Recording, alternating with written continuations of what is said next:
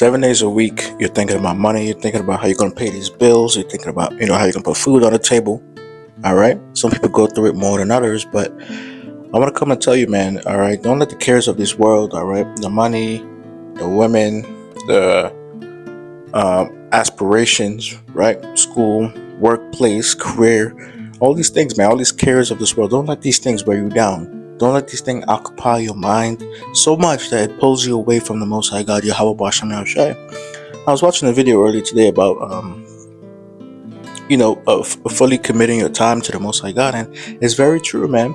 All right, the Most High God hates idolatry, and it's not always, having a golden sculpture in your front pocket, which is idolatry, by the way, if you worship that thing.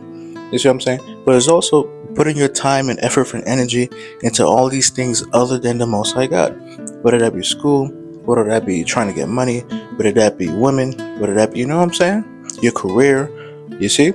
Yeah, yes, we're a part of this world, okay, and sometimes your life may call for these certain things, right? But go to school, by all means, go to school, get a good job by all means, right? And do the things you like to do by all means. But at the same time, like I said before, right, there's a fine line when you start to offend the Most High God, right, by committing idolatry, committing these things, committing committing yourself unto these things 100%, fully, not making any time for God, right? Your life should compose of giving time to God, worshiping, honoring, praising God, doing the works, the best of your ability, spreading the gospel, okay? 51% of the time, right? If you could get what I'm going with this, if this is supposed to be your main work, your main priority, all right? Trying to get close to God, right? Reading the scriptures, okay? Doing good unto others, charity, right? All these things, man. Your mind should be constantly meditating on, okay, how do I please the Most High God? Trying to keep His commandments to the best of your ability. All right, today's the Sabbath day. Let me put down these pleasurable things, draw myself closer to God, right? All these things, man. But when you're consumed by the cares of this life, right?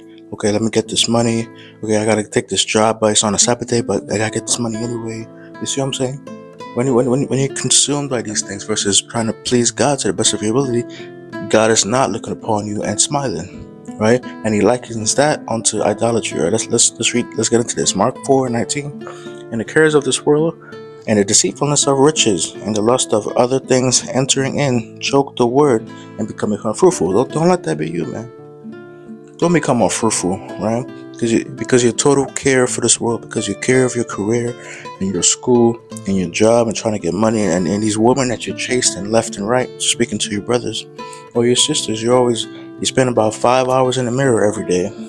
All right, when you can use that time trying to draw closer to God, try to meditate on God, trying to think upon His ways. You see what I'm saying?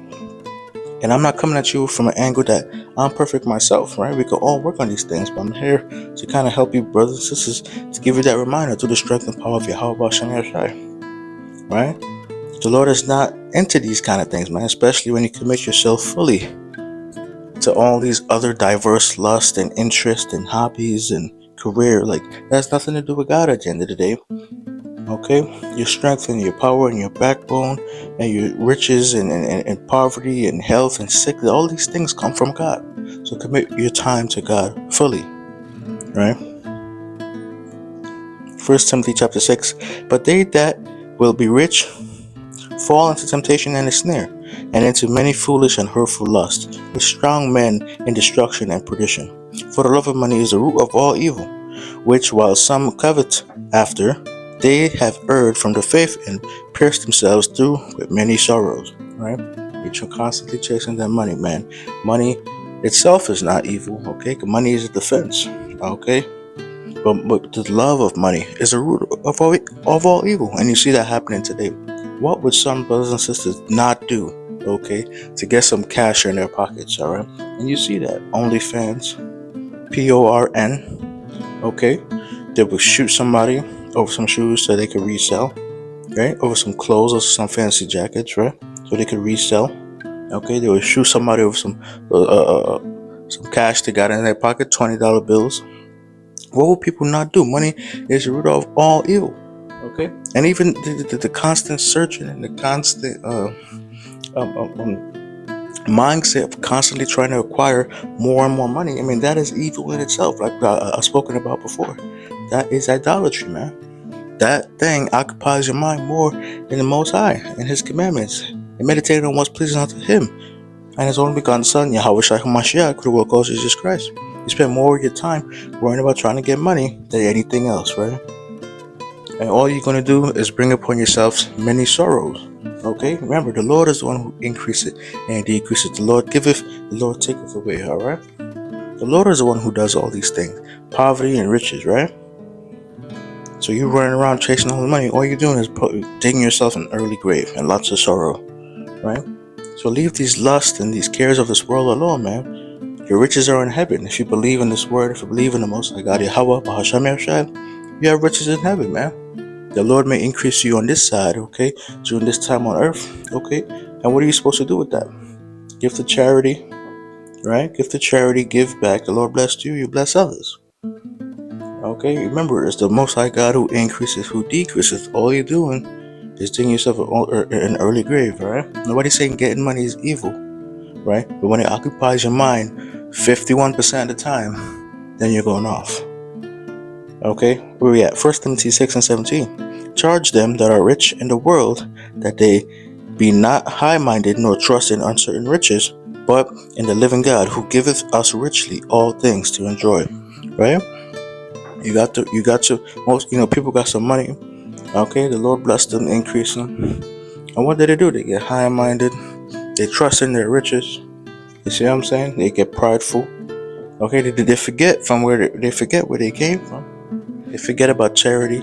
They forget about giving to the poor. They forget about the widow. They forget about the fatherless.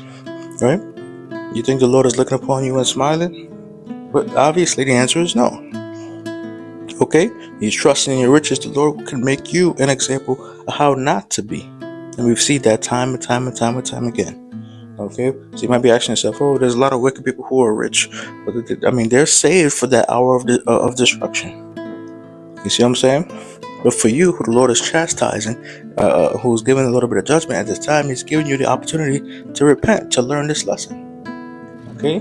To learn from that example. Okay? Don't get high-minded. If you do have some money, don't get high-minded, man. Don't get high-minded. And remember what you're supposed to do. The Lord blessed you. You bless others, alright? This is not the end. All this money and things that you may have, that's not the end. It's unfruitful. Alright? Where we at? 1 Peter chapter 4, starting at 2. That he no longer should live in the rest of his time in the flesh to the lust of men, but to the will of God. For the time past of our life may suffice us to have wrought the will of the Gentiles, when we walked in lasciviousness, lust, excess of wine, revellings, banquetings, and abominable idolatries. You see what I'm saying? So what's that going into? It's going back to the point, man. The cares of the world, the lust of the flesh. You see what I'm saying? Occupying your time with these things. I mean, separate yourself from these things, okay? All right?